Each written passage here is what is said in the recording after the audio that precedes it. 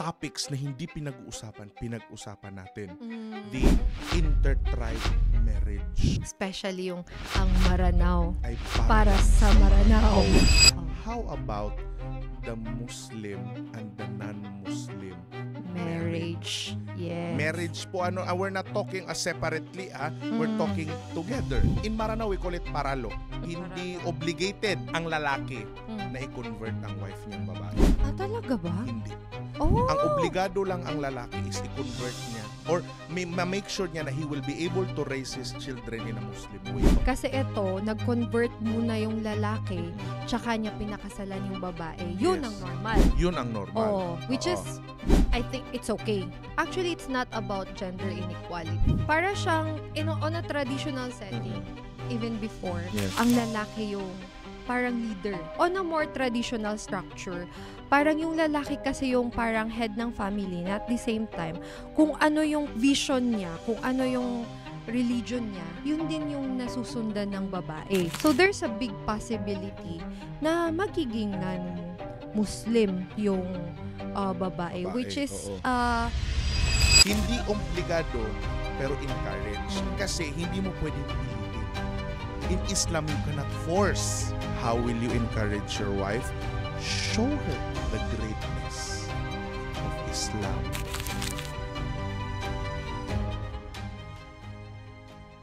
Kumusta mga kakwentuhan? Ako si Ana. Hi mga kakwentuhan, ako si Dato Kim at ito ang Kwentong Lahat na Lang. Ayan. Bakit hindi orange ang shades mo ngayon? Wala eh. Oo guys, alam nyo, bulag na ako. May grado na yung mata ko. Pa-change na natin yung hindi, at least yung emoticon ko dyan. Ay, hindi emoticon orange. Ba yan?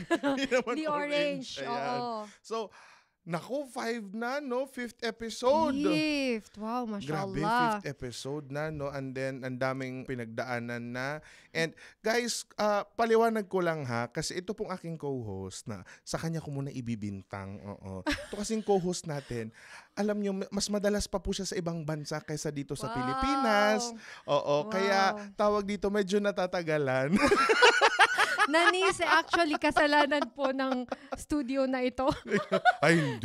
Joke lang. Anong oras na ba? Anong oras tayo nagsushoot ngayon? Ay, gabi kami nagsushoot ngayon, talagang mairaos lang namin. At saka, hindi kasi naniningil na yung ating mga viewers na namimiss na daw nila tayo. Oo. Talaga ba? Oo, guys, 2 bagyo kasi ang nagdaan. Oo. Exactly. Guys, we're shooting this episode katatapos lang ng bagyong Uwan. Oo, and thank you very much sa lahat ng mga taong nagdasal, nagbigay ng tulong sa ating mga kababayang nasalanta at nagpaabot ng kanilang mga makakaya para sa ating mga kababayan. Ayan po. So, ano bang pag-uusapan natin ngayon? No? Diyos ko. Oo. Wala tayong guest ngayon. Wala so tayong guest ngayon. Oo. Pero yun nga, na napag-usapan natin na yung topic natin on the episode 2. Grabe yun. Nag-blow up talaga siya. Nag-blow up siya. And I didn't expect that for an second episode is ganun siya sasabog, no? Kasi sumabog talaga. Yun yung fear natin when we were starting. May manunood kaya. Tama. Panunuorin kaya nila tayo? Pakikinggan kaya nila Sino tayo? ba tong mga na to? Exactly. Mga may balbas na to at saka may nakahijab. Sino ba tong matabang to? Ba't na to nagsasalita dito? Ba't natap na kaulita ya? Pero niya ako nasa kaulitan na nagaganak tero. Diba? Kung ano-ano na lang yung mga samot-saring mga fears natin sa utak natin. And then alala, may podcast. May podcast. Ayun yung mga usual na parang fear namin. Hindi naman fear. In-expect na natin. Yes. In-expect na natin. So, yung pero alam natin na wala tayong Wala. Okay lang. Wala tayong pake. From the word itself, from the words itself, kwentong lahat na lang. Guys, lahat ng hindi namin kayang no, mali. Let me rephrase that. Lahat ng kaya naming pag-usapan, pag-uusapan namin. Yes. Oo. Kasi nga, ito po ang aim namin dito sa podcast na to is, yung kwentuhan naming dalawa, dinala lang namin sa inyo. Para may camera lang. Pero, ito yung kayo normal. Yung katsikahan namin. Oo. Ito yung normal na naming dalawa ni Ana. Yes. Oo, from high school to college to so that's post-grad. 13 years old, 14 years old pa lang tayo. Oo. Magkakilala na tayo. Magkakilala na Ilang tayo. taon ka na ngayon? Hindi ko sasabihin. Magkamatayan na tayo. Apian to na ni si Rayo. Di na pakakuha nun. Tunay peraidod ta. Sa manen, you buwe. Akatukawan niyo peraidod dami. No ba ano sa inis ko. Sabi Ako sudan sole. Sige. Okay. Masyado nang mahaba yung natin. Tag dito. Yun nga. Yung episode 2 natin is doon na inganyo yung tao. Kasi we didn't know na marriage, alam mo yun, marriage was a very big question mark to many. Yes. Oo. Ganun pala sila ka-curious sa marriage sa atin, sa mga Muslim. We also have to accept na very limited yung napag-usapan natin. Kasi nga, we're trying na isang oras lang itong ating show. And talking about marriage in Islam, marriage in Maranao culture, marriage in Moro culture, marriage in Filipino Moro culture, is very wide. Yeah. Hindi natin yan mapag-uusapan ng isang oras. I don't think we can even talk about it for an entire day. Yeah. Other people, they tried to make the research on that. May mga libro nang nakalimbag dyan na hindi natin mabibigyan ng hustisya sa loob lamang ng isang oras. Yeah.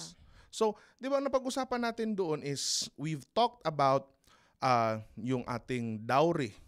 Oo. Na grabe pa yung... Naggrabe tayong nabash sa word na dowry. Oo. Pero kasi guys, ikaw, anong take mo doon? Ako kasi, ginamit namin yung word... I understand them kung bakit pinaglalaban nila yung word na mahar. Which is, actually, yun naman tama na... It is the right term. It's the right term. Inaamin namin po yun. Pero kasi, ang target namin dito is yung mga non-Muslim or non-Maranaos. Yes. Tapos, ang mas alam nila na word is dowry. Pero nandun din yan sa subtitle natin na dowry is mahar. But I understand them naman na gano'n. Pati nga yung spelling ng Maranao inaano nila. Kinwestiyon tayo. Kinwestiyon din.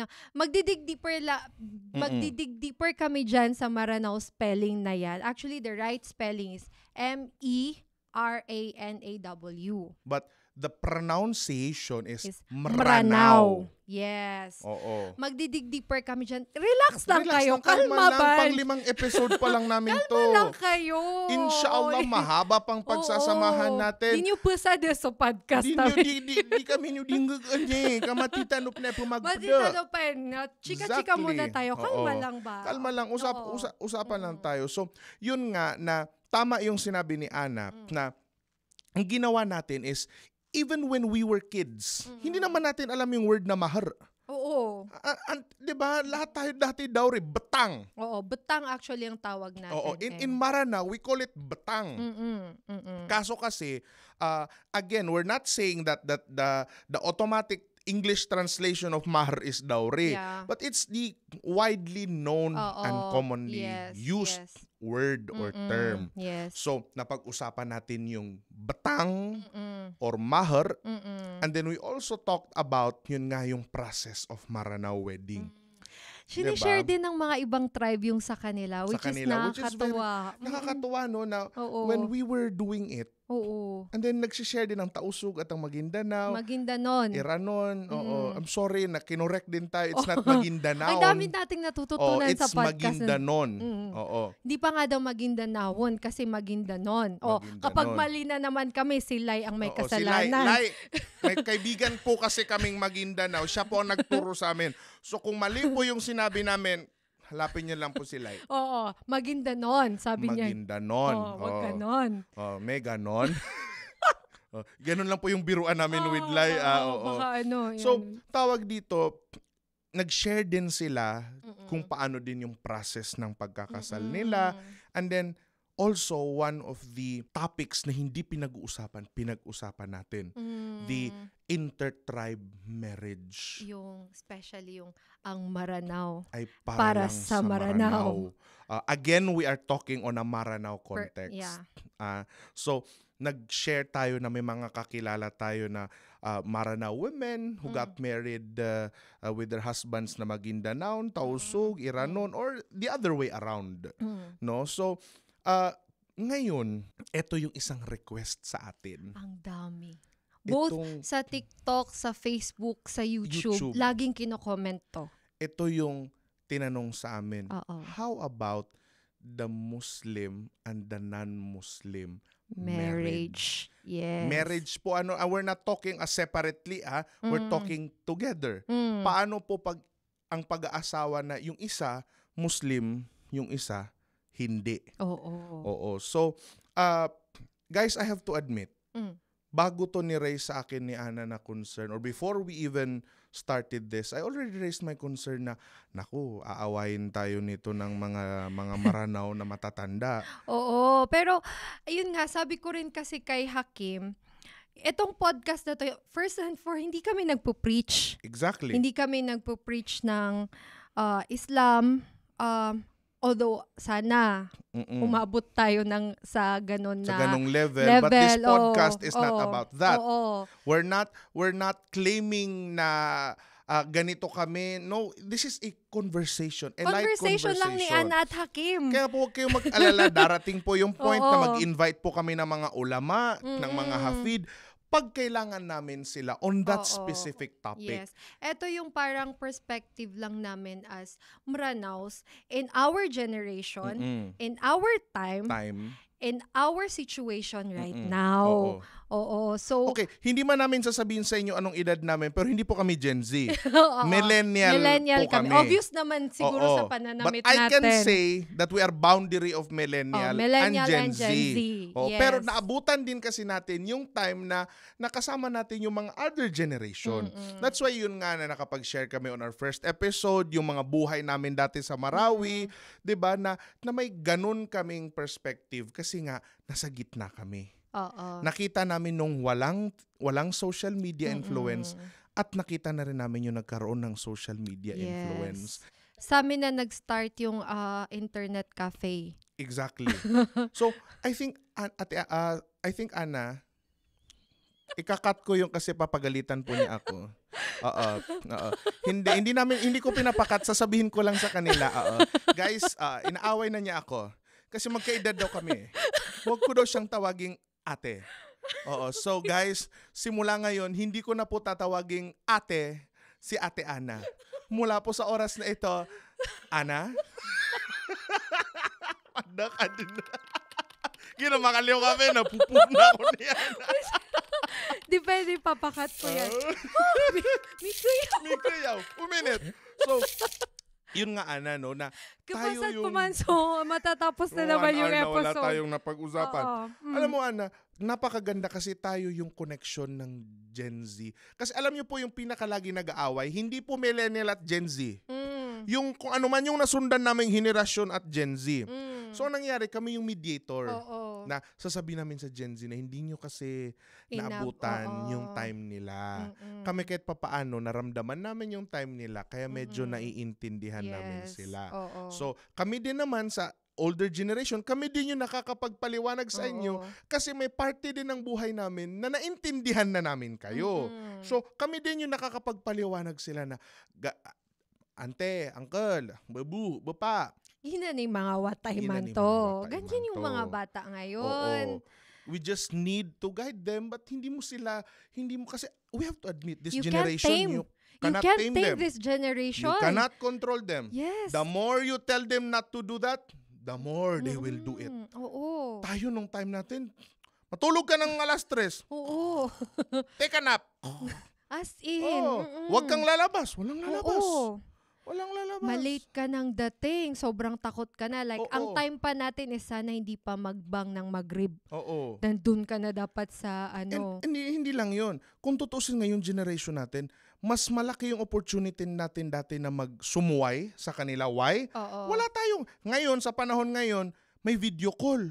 Malalaman agad ng magulang mo kung nasan ka. Tayo, hindi. Wala. Kayang-kaya namin gawin yun, pero hindi natin ginagawa. Kaya natin gumawa ng kwento. Hindi natin ginagawa. Takot kasi tayo. Noon kasi, noon, pag sinabi ng text lang, anda ka, asan ka? Sabi mo, nasa bahay kami ng classmate ko nagpa-project kami.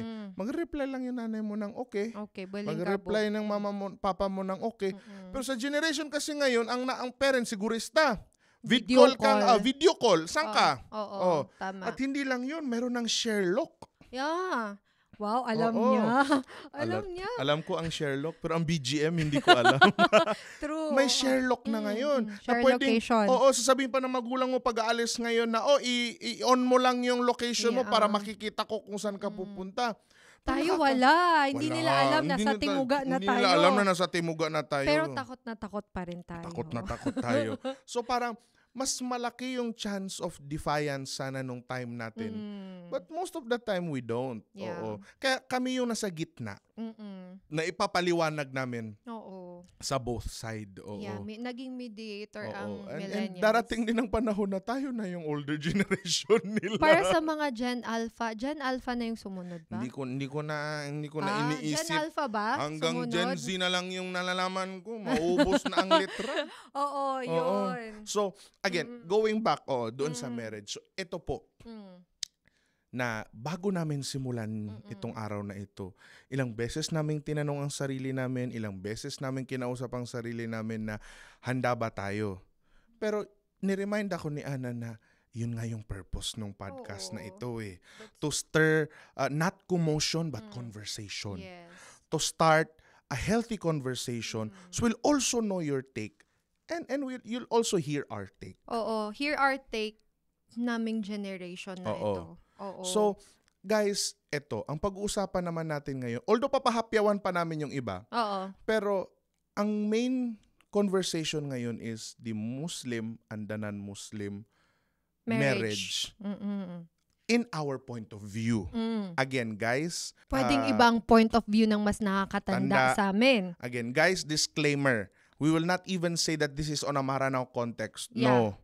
Disclaimer. Paulitin ko. Disclaimer. This is in a point of view of Dato Kim and Ana. And based on our experience and based on the number of people that we were able to talk to, we were able to share our experience with, their experience also to us.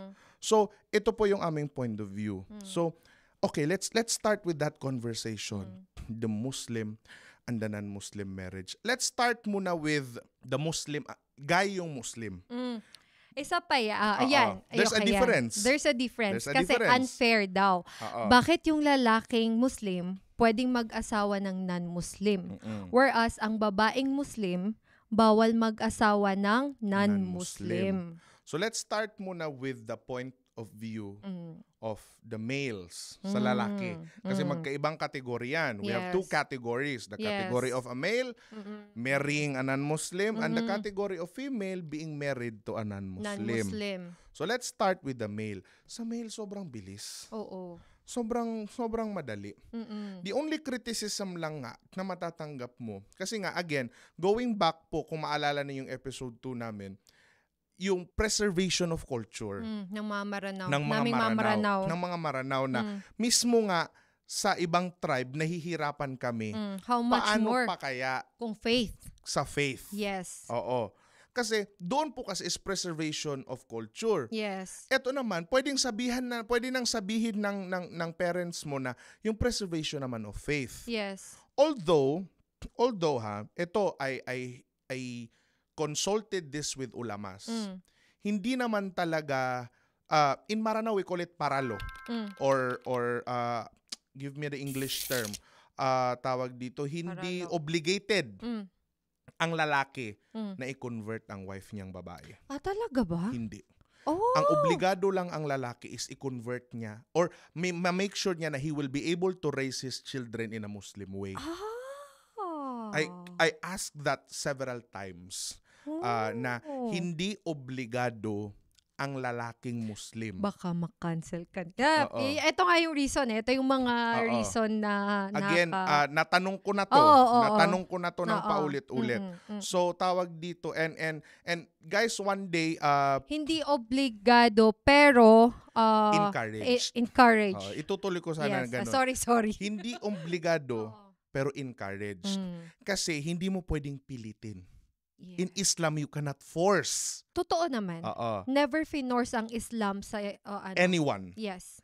That's not true religion if you forced it to someone. Yeah, exactly. So if you are a guy and you were married to a non-Muslim, or you decided to marry and you fell in love and married a non-Muslim woman, hindi ka obligado, but you are encouraged.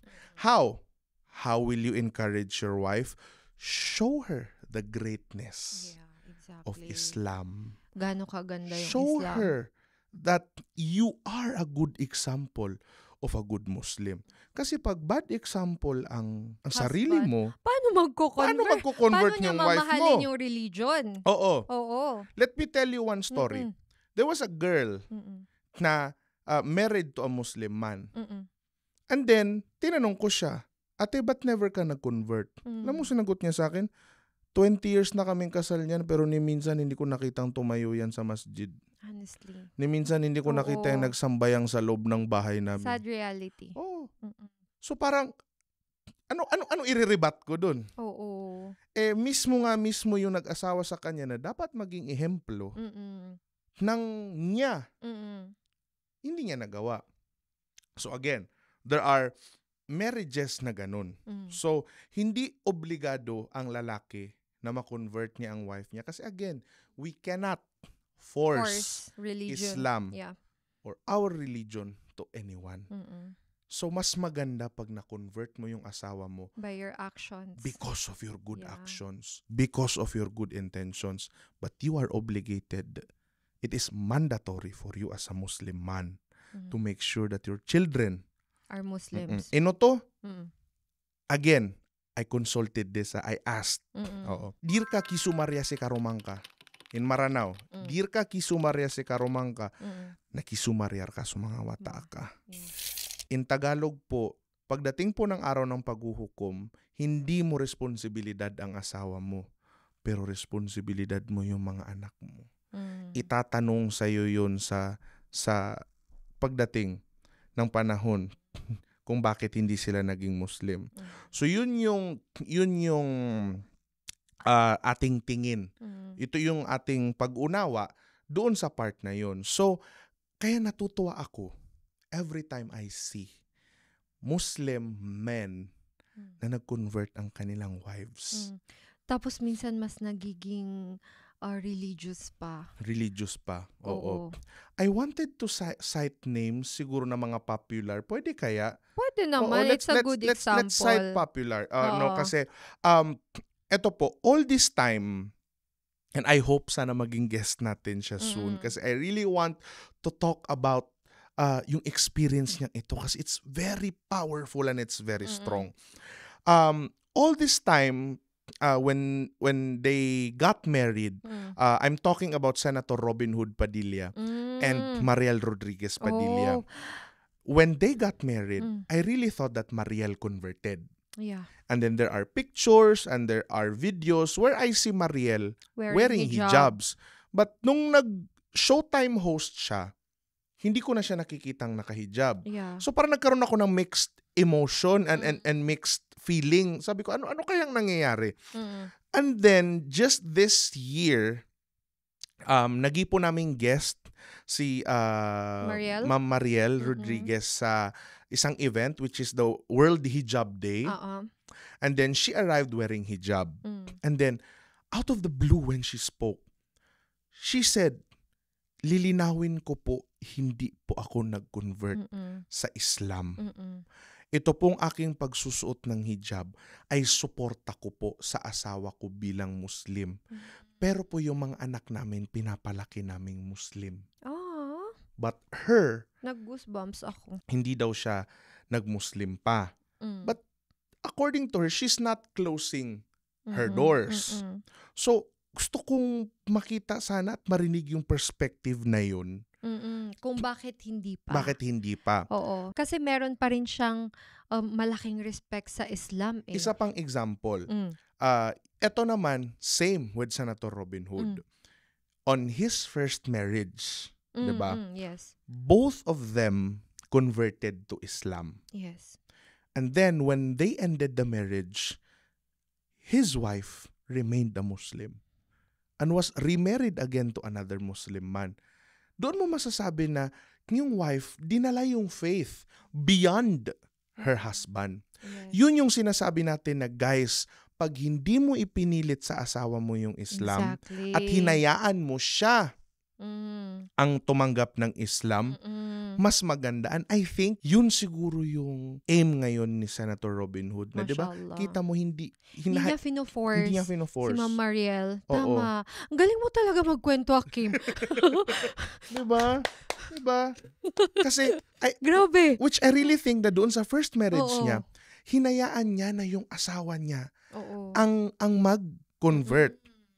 And then, doon mo nakita na it is really a testament that there was no forcing involved. Kasi when they got separated, the wife remained a Muslim. Yeah, mashallah. Diba? So, kasi we have to admit, Ana, marami din tayong kilala na mga babae na non-Muslim na napangasawa ng Muslim na lalaki, but then when they got separated, balik ulit sa former religion niya. Yes. Marami yan kasi Maraming sa generation, in our generation, especially yung mga college sweethearts, yun. Talagang na-in-love talaga si guy. Kasi totoo naman na na-in-love yung guy sa non-Muslim. Kasi wala naman, kasi we have to admit, love has no label. Wala siyang boundaries. Yun ang pagmamahal. Nagsalita ang diba? mga singaw. Nagsalita ang mga single. Tigil naman at mapasagi katiruag ito. Hindi naman makapangarum.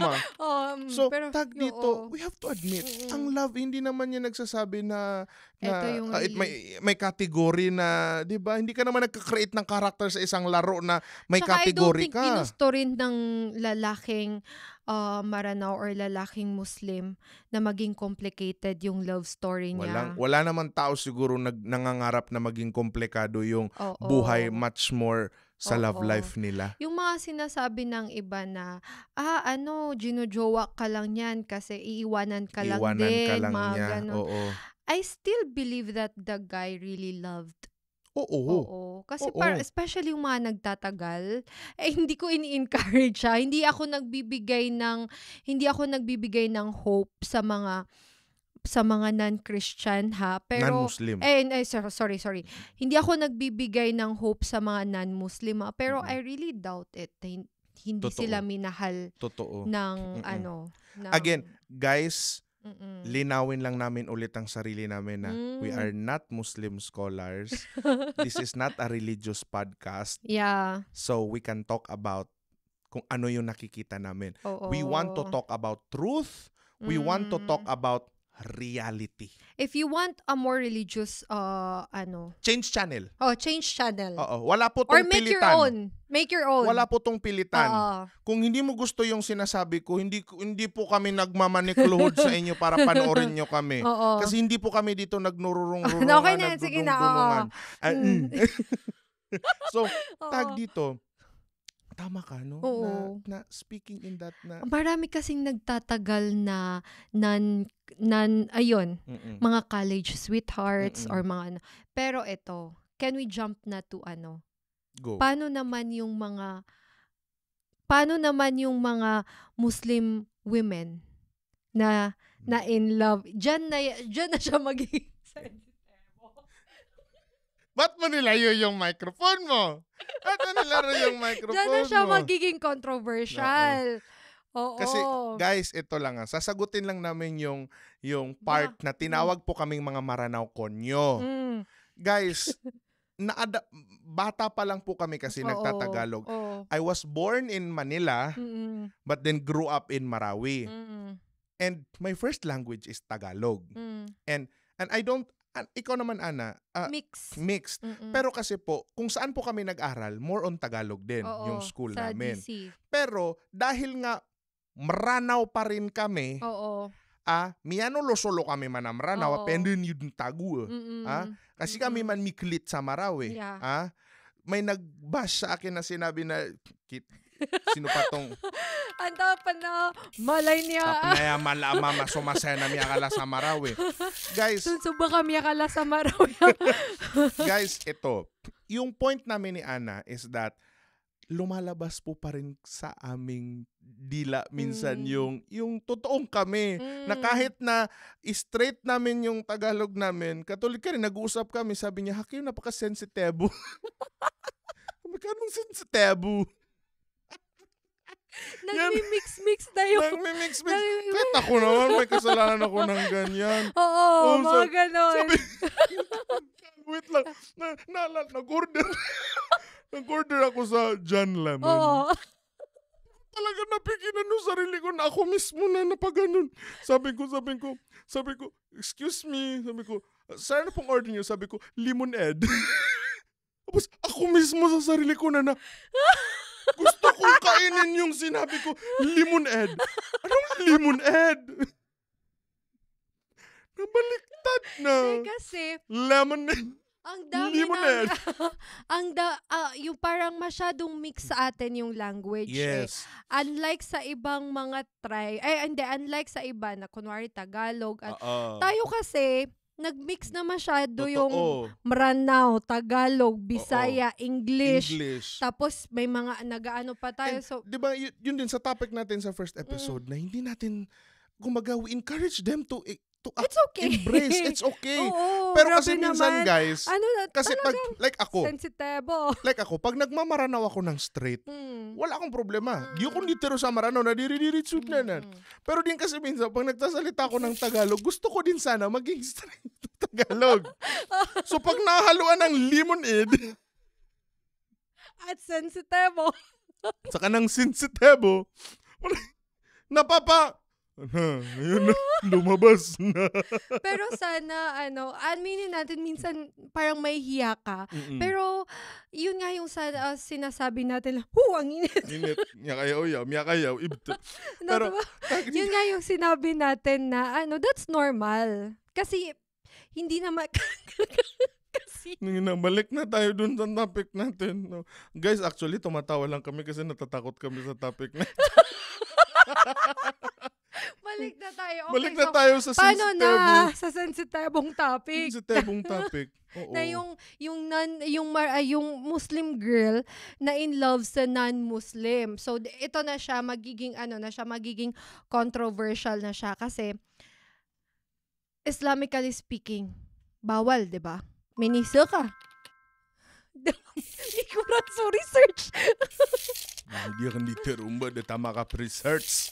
Basta ang alam ko. Mikuyaw. Basta yun. Yan, asama na ready. Kaka-headset ako. May posted na headset ako man. May terop man si Kaulet. Ping-ping! Hindi kasi. Hindi, ganito na lang. Guys, magsasalita lang kami kung ano lang yung nalalaman namin. Podcast na takot. Hindi. Kasi guys, sa kategory ng lalaki, marami kaming alam dyan. Pero sa kategory kasi ng babae, very limited yung kasi alam namin. Kasi konti lang. Kasi sensitive. Sensitibo. Nga siya. Diba? So guys, ito po yung maipapangako namin. Next na episode namin, kasi we wanted to talk, kasi guys, may isa pa kaming episode on marriage na 2, 3, 4 na marriage. Yung gusto nyo pa, isa pang tinatanong nyo, bakit nag-aasawa ng 4? Oo. So, mag-i-invite po kami ng isang ulama at makakaasa po kayo. Itatanong namin on an Islamic perspective. Oo. Pero ito lang yung sa alam ko. Paki-comment kung ano pa yung mga gusto nyo. Kami na yung magtatanong para sa inyo. Ito, I will speak on a Maranaw level. On a Maranaw level. Big no-no. Big no-no. Good nan sa balaw la. Oo. nagkakaroon ng malaking gulo. To the point na itinatakwil na yung babae. Yes. Oo, that's true. That is happening. That's why, hindi siya napag-uusapan. Kasi walang nailalantad na ganong marriage. Kasi either tinatakwil or lumayo na lang. Lumayo na lang. Siya na yung lumayo. Siya na yung lumayo. Oo. Nag-abroad, tumira sa ibang lugar. Mismo siya na yung, sorry sa word ha, I don't want to use this word, pero ito po kasi yung reality sa kultura namin. Inilalayo na niya sa kahihiyan yung pamilya na. Pwedeng hindi siya nahihiya for herself kasi mahal niya talaga yung ano. Pero dahil sa respeto niya sa pamilya niya, parang siya na yung lumayo para hindi mapahiya yung family niya. I'm not sure sa panahon ngayon, pero on our time when we were still in Marawi, wala pa po akong naririnig na naglantad na ganong marriage. No, tama. Na yung lalaki is Christian, tas yung babae Maranao. Tas naglantad sila. Wala pa akong narinig. Pero guys, ito ang alam ko. Usually, sa ganung part, nagko-convert ang lalaki. Oo, tama. To win the family's approval, kahit papaano, pinapakita niya na sa pagmamahal niya doon sa babae, nag-convert. Before pa siya umakyat. Compared sa lalaki na nag-asawa ng non-Muslim. Kasi ito, nag-convert muna yung lalaki, tsaka niya pinakasalan yung babae. Yun ang normal. Yun ang normal. Which is, I think it's okay. Oo. May prile ako niyo ha. I don't want, wala akong gustong sagasaan. Ang dami na nating sorry. Be ano na. Nari. Hindi nga, sige na, okay na. Oo. Atag dito, may isa akong narinig. Na yun nga, non-Muslim yung lalaki, Maranao yung babae. Mayaman kasi yung guy. Okay. So, nag-convert siya, although at first, hindi talaga. Kasi may kaya din naman yung babae. Mayaman din yung babae. So, at first, hindi talaga. Hindi talaga pumayag ganyan. So, parang ang naging solusyon nga nila is, yun nga, parang everything was kept secret. Or not secret, but laylo. Nagkaroon ng wedding, pero limited yung imbitado. Nagkaroon ng salo-salo, pero limited lang din. And then they left Lanao. And they lived na dito sa Manila. Nice. Oo. Pero nag-Islam pa rin Nag-Muslim talaga. Okay, so pwedeng itanong ninyo na bakit ganon? Bakit parang may gender inequality? Actually, it's not about gender inequality. Kasi para siyang on a traditional setting, even before, ang lalaki yung parang leader. Yes. Leader ng isang pamilya. So usually, kung ano yung pwede kasi sa panahon ngayon, sinasabi na nila na equal, di ba? But on a more traditional structure, parang yung lalaki kasi yung parang head ng family na at the same time, kung ano yung parang vision niya, kung ano yung religion niya, same with what we've said a while ago, yun din yung nasusundan ng babae. So, kung non-Muslim yung lalaki na napangasawa ng babae, so there's a big possibility na magiging non-Muslim yung babae, which is another sensitive topic. Yes. And naging joke na lang natin. And then again, we're talking on a Maranao context sa ganyan level. Kasi hindi din natin alam if how tinatanggap ng mga Maguindanon, ng Tausug, if Christian yung lalaki tas nag-convert into Muslim, tas pinakasalan yung... Actually, hindi ko rin I cannot speak for them. Yeah, we cannot speak for them. Kaya nga siguro... sinabi ko nga kay Ana na gusto kong magkaroon siguro ng isang episode na mag-invite tayo ng mga ganong couples para maintindihan din natin kung ano yung struggle na pinagdaanan nila, yung struggle ng, sige, for you, struggle ng usually nag-asawa ng ano usually sa culture natin yung nagiging nangyayari. Tinataboy. Oo, like mga... natatakwil talaga sila. Whether we like it or not, ang nagiging first move ng family ng girl is tinatakwil yung babae. What about dun naman sa mga Muslim guy na nag-asawa ng non-Muslim pero hindi nag-convert yung meron bang difference ang trato ng family? There is. Honestly. There is. Honestly. Diyan masasabi ko, diyan pumapasok yung inequality. Diyan pumapasok. Hindi gender. Nakaka-hurt. Hindi po gender. Ito na naman yung natin. Hindi to dahil sa gender. Oo. It has nothing to do with gender. Parang sana mawala sa generation natin yung ganun na porket I don't know. Dito pa rin po. Dito ibabalik po namin yung kasabihan namin ni Ana nung mga nakarang episode na we don't like it but we understand. Oo. Kasi nga ibang bagay talaga yung culture identity sa Maranao. Sobrang big deal. Sobrang iba. Although pipiliin ko pa rin maging Maranao. Yeah, ako rin. Paulit-ulit ko pa rin pipiliin maging Maranao. If dumating man yung time na tanungin ako, would you like to be Maranao again? I will. Yes. Yes, with all my heart. Yes, with all my heart, with all my body and soul.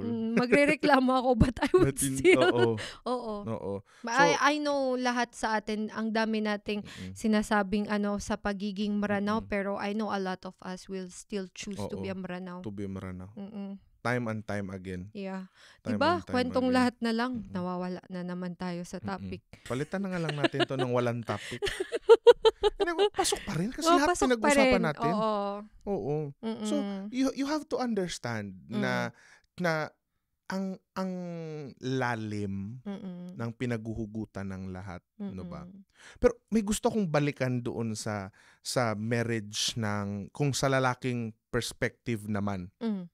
No, kasi meron din ito based on experience na talagang iba talaga, no, pag ikaw na lalaki nag-asawa ka ng non-Muslim na babae, panindigan mo. Oo. Panindigan mo na, not in the sense na panindigan ng pag-asawa, no. Pakita mo sa asawa mo the beauty of Islam, of being a Muslim. Yeah. The beauty of being a Maranao. I have a friend, actually friends, back in college na they were college sweethearts. They got married, Maranao si guy, non-Muslim si girl. And then maraming ganyan. Then they had beautiful kids. They had beautiful children. Usually magaganda pa. No? They had beautiful children. They had a beautiful family. And then siguro, hindi na natin pag-usapan kung bakit kasi hindi naman talaga natin alam kung bakit naghihiwalay ang isang couple. Only them can understand the depth. Kita mo, ayun na naman, papasok ako. Okay lang yan. The depth. Diba? Only them can understand the depth of their marriage. So they got separated. And then dati kasi nag-convert si girl. Nagkukumbong, naghihijab. Pinakita niya talaga na she's proud to be the wife of that particular person and the mother of their children. And then when they got separated, wala na, bumalik si girl. Removed the hijab, went back to her old life, and then completely left Islam. So, there was a time na nagkaroon ako ng chance na nakausap ko si girl. We talked about it, and then tinanong ko siya. Sabi ko, ito na lang, sinabi niya sa akin na, Hakim, in fairness, I tag dito, I appreciated the Maranao culture. Kasi yun yung nagustuhan ko sa kultura nyo. Yung tulungan, yung na-experience ko na first time yung nung manganganak ako na buong barang. Hindi matapos yung bumibisita. Exactly. Kasi kahit na non-Muslim yung pupuntahan niya ng mga Maranao. Pinaramdam daw ng family nung guy na tinrato siyang tama. Nagustuhan niya na pag may event sila, punong-puno yung bahay, lahat nagtatrabaho. But then sabi niya, my husband failed sa Islam. He did not show me. Sabi niya ganun. He failed to do that. Kaya hindi mo rin ako masisi. Diba? Hindi mo rin ako, sabi niya, masisi. But then, yun din, may iba naman na nakausap ko na kaya nila tinanggap ang Islam because of their husband. Yeah. Diba? Case to case basis. Case to case basis Walang talaga. exact reason. Walang exact reason. Depende na lang talaga sa destiny ninyo kung anong mangyayari sa inyo. Exactly. Kwento nyo na lang sa amin. Oo. So, tag dito, yun yung mga bagay na, there are things that I want to change and there are things that I want to remain as is. Pero yun nga, we have to understand that this is a fast-growing time na sa panahon ngayon. Yeah, evolve. Ang hirap na mag-cope up. Ang hirap na mag-cope up. Even tawag dito sa technology. Sa nangyayari. Tama. So parang nakikita natin na nag-iiba ang lahat. So, others... Baka years from now, iba na naman yung take ng iba. Kasi Oo. I'm very sure, ito yung take natin dito. Pero I can sense na those who are older than us will frown at us. Yeah. Totoo. Frown. Ginapmuntan tayo niya. Tapos, iba din naman yung take ng younger generation natin. Pwedeng iniisip nila na masyado naman silang masyado naman silang takot magsalita. Kaya nga nasa middle tayo. Nasa middle. Para masyado naman silang apologetic. Kung gano'n, kung mahal mo. Tapos, pwedeng sa mga kasi nga, hindi nga nila maintindihan na we also had a big part of our lives na understanding the old generation. Yes, oo. Nakita natin yun. We saw the value in that. Kasi nga, most of our lives, our younger lives, we've seen. We've seen suka pamagawida. We've seen suka susundaya, suka tetabanga, yung pagbantal, tibaw, pag-attend ng graduation, samang, akika, wedding, dialaga, we're all social there. Obligations talaga ng Maranao. We've seen yan yung isa yan yung isa sa mga social obligations ng Maranao na alam ko mahirap na i-cope up but gusto kong mag-cope up pa rin. 'Di ba? Like mahirap habulin but I still want it. I still want the connection. Alam mo, binash tayo dyan in the sense na bash. Paano bash? Hindi naman may negative comment na nagsabi na nagilang na focus parang yung ganun daw trait is hindi daw, anti-poor. Naalala mo yun? Ay, oo. May nagsabi. Hindi naman, may nag-comment lang. May nag-comment na parang anti-poor yung ganong tradition. But they don't understand na paulit-ulit po namin sinasabi. Again, guys, ito, gusto ko rin sana itong malagay sa reel. Ito po tag dito. Ang dami po, ito po kasi yung lumalabas po sa reel, ito pong mapapanood niyo ito, nasa reel ito. Ito po, is kung ano lang po yung cut na scenes na gusto naming ipakita sa reel. Kasi po 1 oras po itong conversation. If you want to understand the full conversation, kung gusto mong maintindihan yung full conversation, nandyan po yung link ng aming YouTube. Panoorin nyo at para mapakinggan niyo yung buong discussion. Yeah. Kasi minsan doon lang nila binibase sa reel. Minsan pa nga hindi nila mag-gets yung trailer. Oo. na kailangan hindi talaga magkakasunod-sunod yun. At saka sabi nila ang daming question, hindi naman nasagot. Oo, guys, hook yun, trailer yun. So, pero okay lang kasi bago rin kasi to sa nila. Nagbe-base sila sa doon lang sa part na nakita nila. Kaya sinabi lang anti-poor. Guys, in-explain din namin na it's not just about money. Yeah. It's presence. Oo. Kasi mismo yung presence mo napakasundayo to. Mismo yung mas presence. gusto nga natin yun Mismo yung presence mo na ibinabalik din sa'yo yun. Kahit wala ka pong dala. Oo. Dahil dumating ka, ibabalik namin sa'yo yun. Oo. Dumating ka, babalik kami. Kami din pa.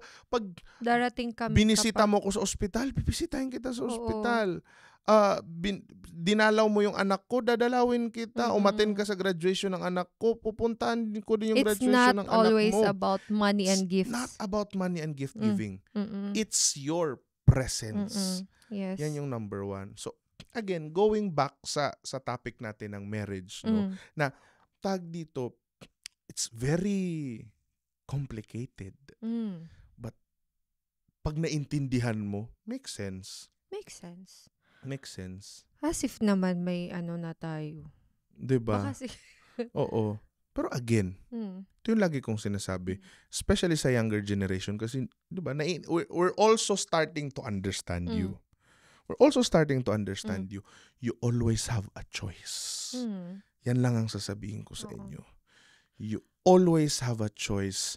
And I really do believe, we only have one life to live.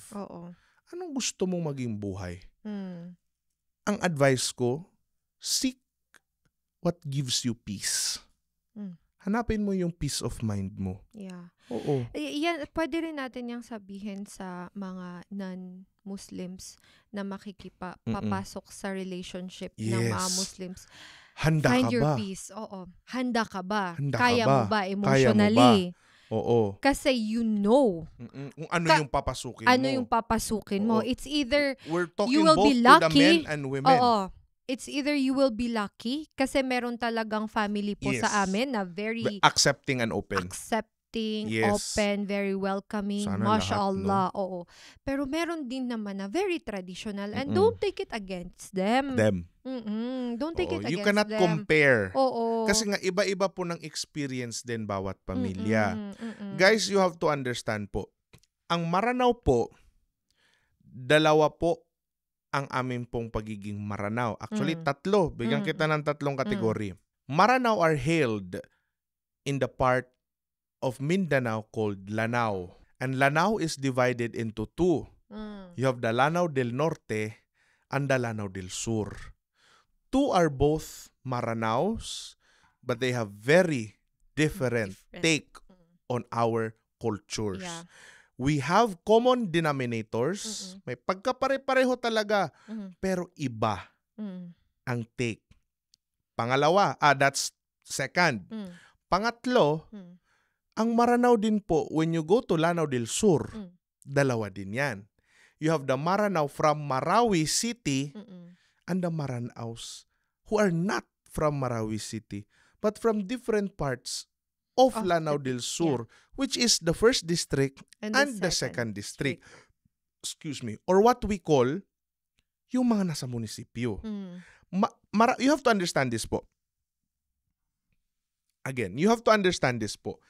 Lanao del Sur, ang capital po is Marawi City. So Marawi City is our melting pot. So lahat po ng mga nasa munisipyo, whether 1st district or 2nd district, melting pot namin is Marawi City. And I will tell you this, magkaiba po ang ugali ni 1st district at ni 2nd district. Totoo naman. That's true. Pati nga yung mga terms minsan. Hindi lang ugali, pati terms. Minsan pati accent. Yeah. Magkaiba. And then si Maranao na Marawi City, Marawin, at yung Maranao na kahit nasa 1st district, basta munisipyo, iba din ang ugali. Oo.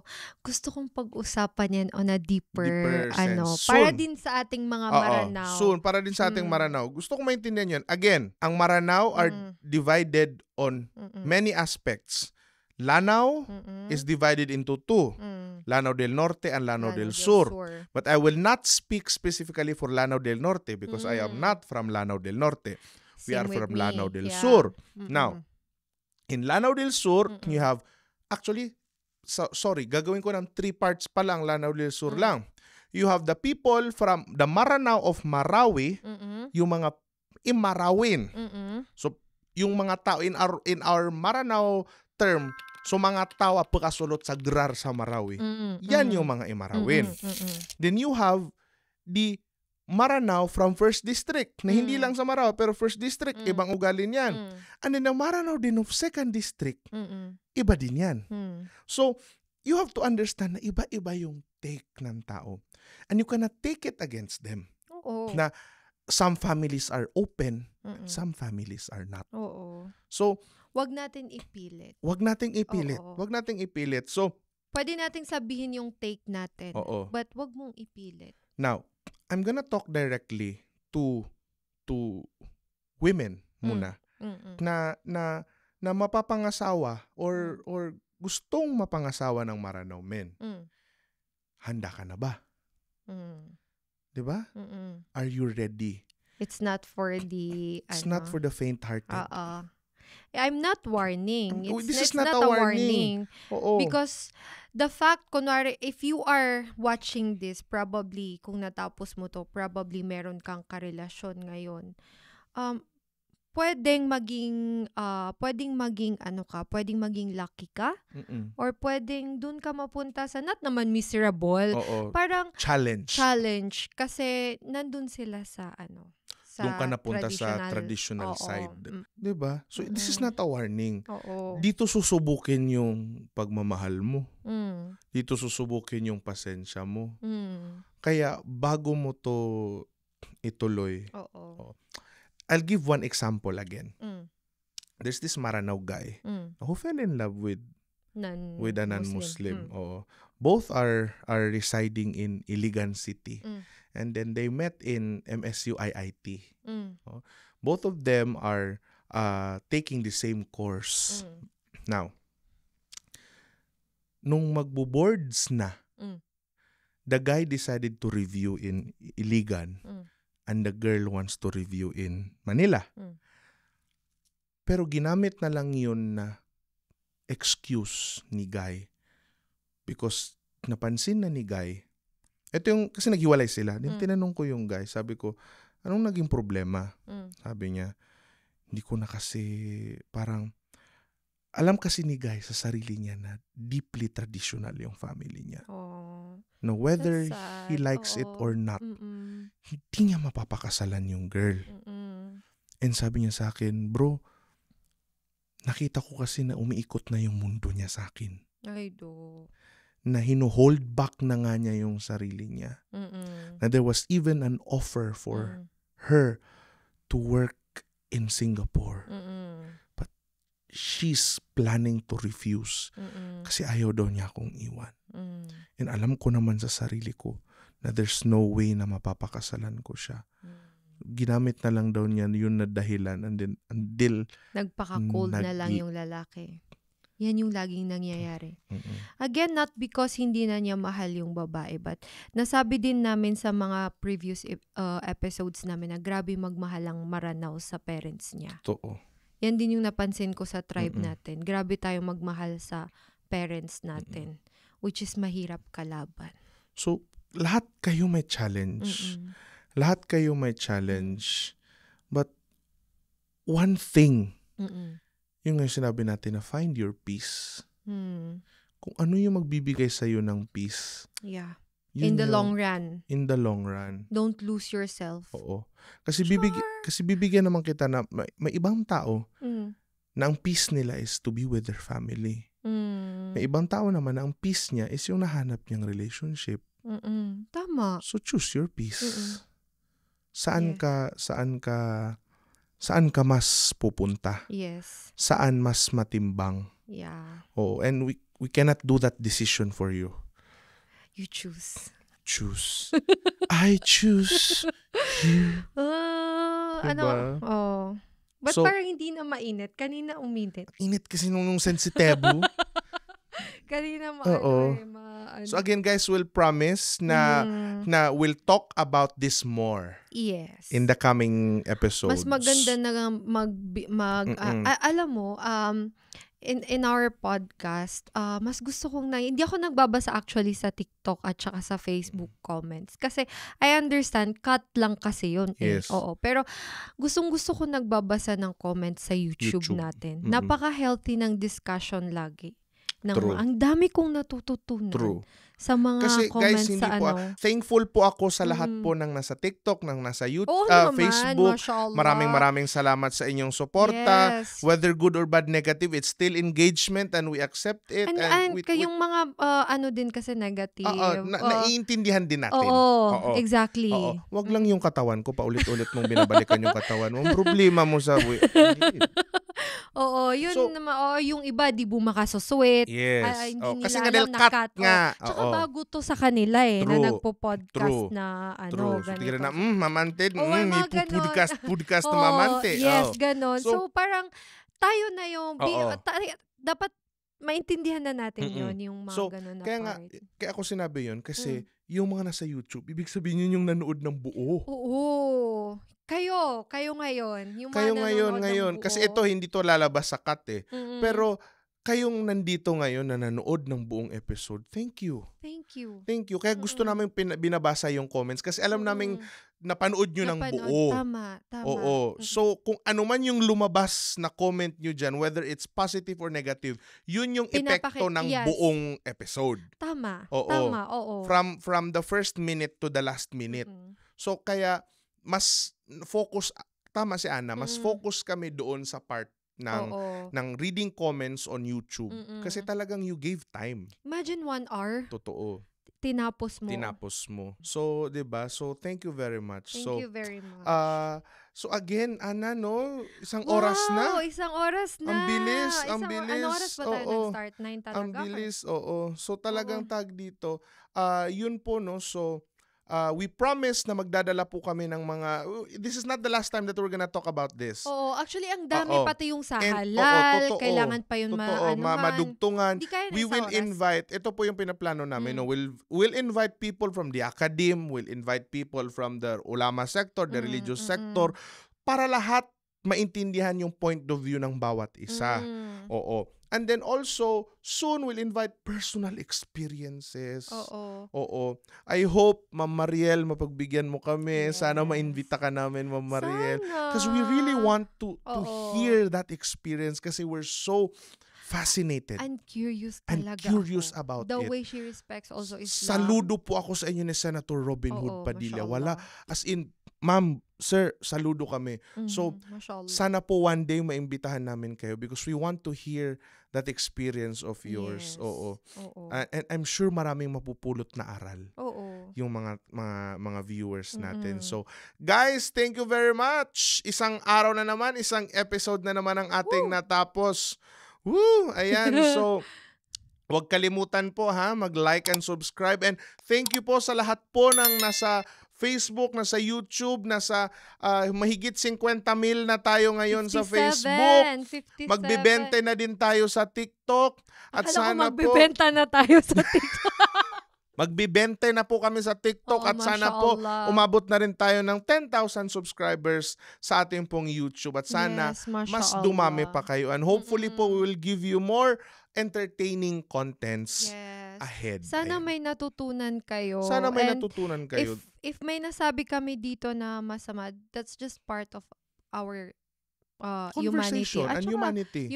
Nagkakamali din po kami. Nagkakamali tayo. Wala naman pong perpektong tao. Oo. Tsaka So maraming salamat. Ana, thank you again for this another episode. Dato Kim. Diba? Thank you very much. No? Mashallah. So, ayan. So guys, see you again on another episode. Kaya muli, ako si Dato Kim. I am Ana. At ito ang Kwentong Lahat na Lang. Bye!